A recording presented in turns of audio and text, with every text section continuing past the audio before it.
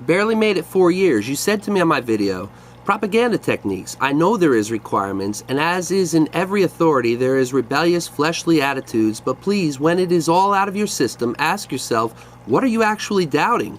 That there is only one true God, Jehovah? That when God created us, he did have specifications?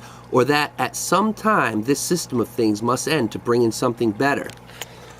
No, barely made it 4 years. What I reject is that the Watchtower Society is God's spirit-directed organization.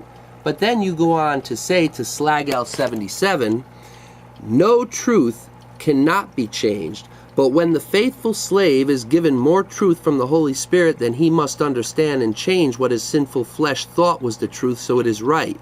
If you remember, for the longest time, the truth was that the earth was flat, but after maturity and seeking the truth like it was gold or silver, they found it was round. Jehovah didn't say the truth would be easy, especially when Satan is doing his best to use disinfo people like you to twist it. Well, barely made it 4 years. I have news for you. The earth was never flat, and the truth is that the earth was never flat. And the truth never was that the earth was flat. So to claim that other people are spreading disinformation is an untruth. But then you go on and say, propaganda techniques. Rules are based on our conscience. Well, barely made it 4 years. In the Watchtower Society, rules are based on a textbook. But then you go on and say, just as a person of the world has problems, Satan throws many at us. These requirements that the Bible teaches just helps us truth seekers along this fight. Please send me to a kingdom hall that you know people can't have outside friends, play sports. I know witnesses that have spouses who are not baptized. I went to Cedar Point with one witness and 2 regular people. Witnesses can talk to disfellowshipped family, just not about spiritual beliefs.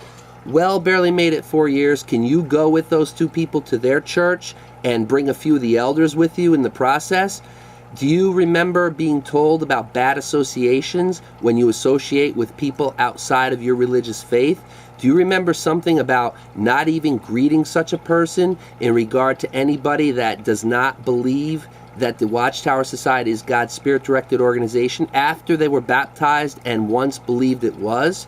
Are you familiar with the term apostate?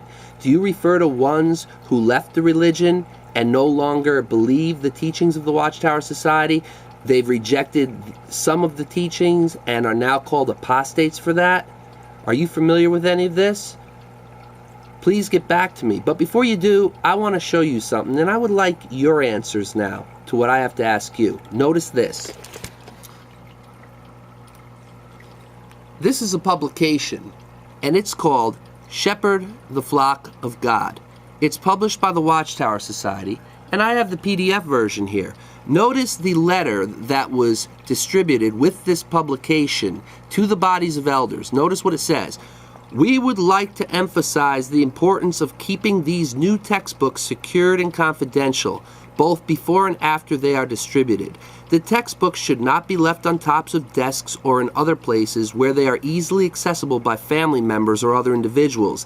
The information is designed for use by the elders only, and other individuals should not have any opportunity to read the information.